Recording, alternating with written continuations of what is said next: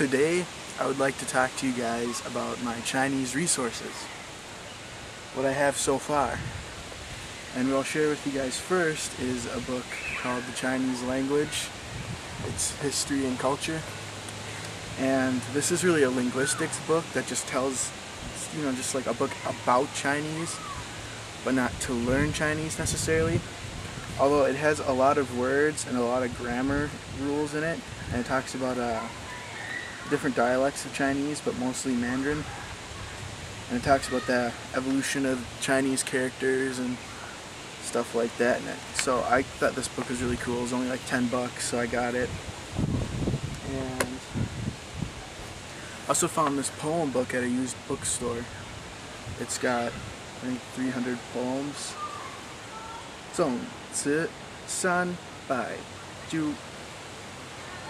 So, yeah, collection of 300 poems from the Song Dynasty. So that's what this is.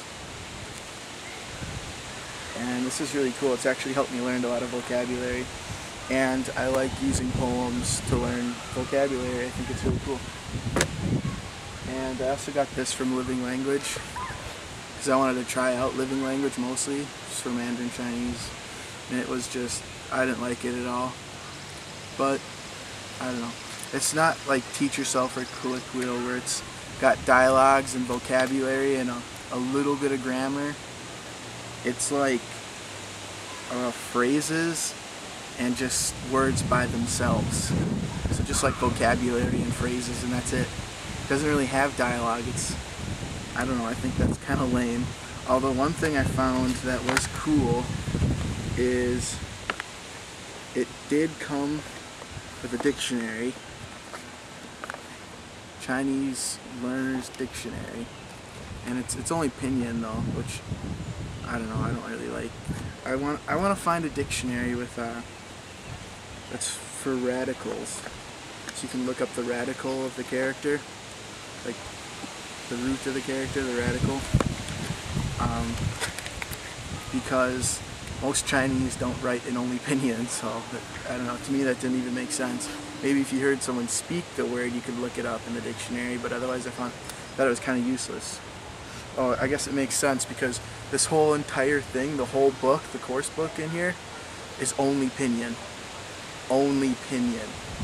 Not even Chinese characters. Not once in the whole entire book. So I was like, that was a waste of money.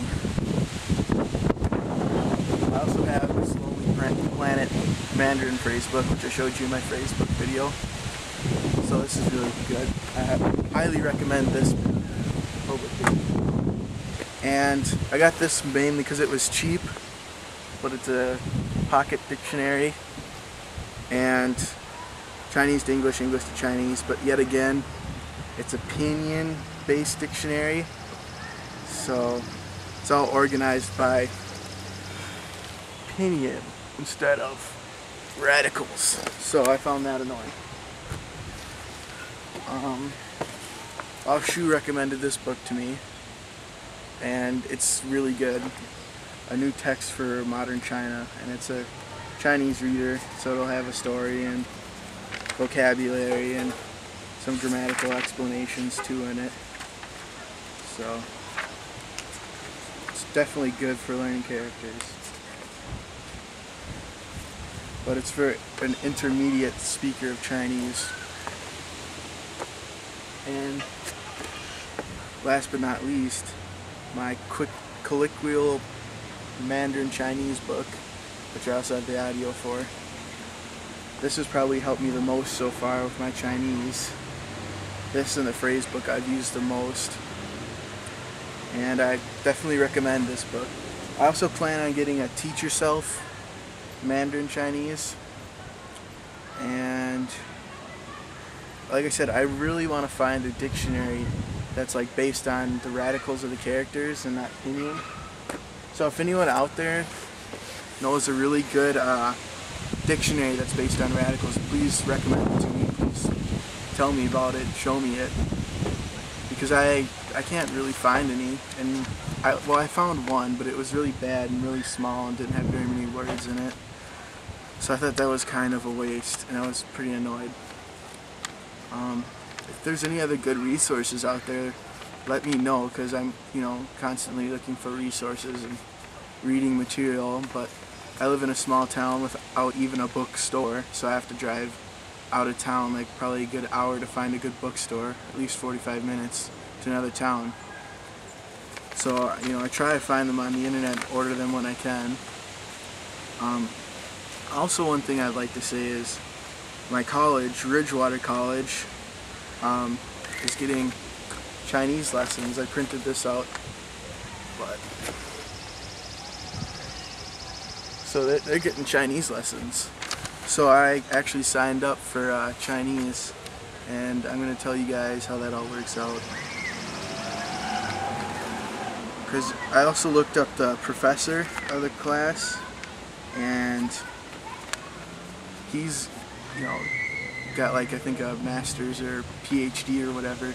He specializes in like Chinese culture and philosophy. He speaks fluent Mandarin Chinese. He worked as a translator for a while, and he also speaks Korean, real good Korean. He majored, I think, in Chinese and Korean, if I'm not mistaken, as well. So right now for the summer semester, which I'm not even taking any classes this summer, but he had Chinese culture, 3 credits, which is online. And fall semester, which is when I'm taking Chinese, it's Chinese 101, beginning Chinese, 5 credits, and it's web enhanced. So that means not only do you go to class, but you also do stuff on the computer, on the internet at home. It says, this is the first semester of a 1-year introductory course in Mandarin Chinese. This course is designed for those with little or no knowledge in the Chinese language. The main objective of this course is to offer elementary training in the basic language skills of listening, speaking, reading, and writing. The instructor, Dr. Paul G. Fendos, Jr.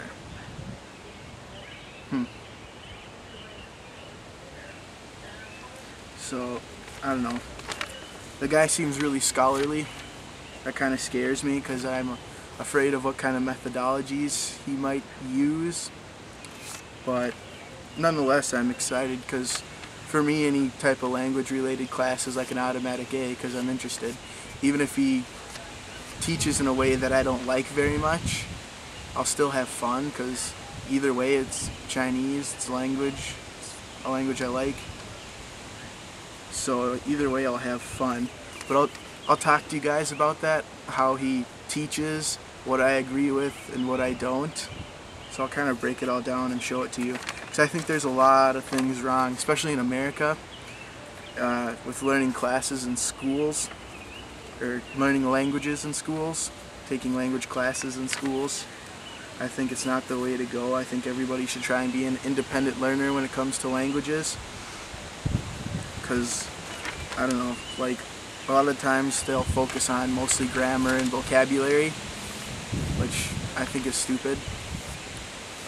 And a lot of times they'll focus on accent and perfect pronunciation and stuff like that instead of just learning how to communicate, which is like the whole purpose of learning a language, is because you want to communicate with people who speak that language.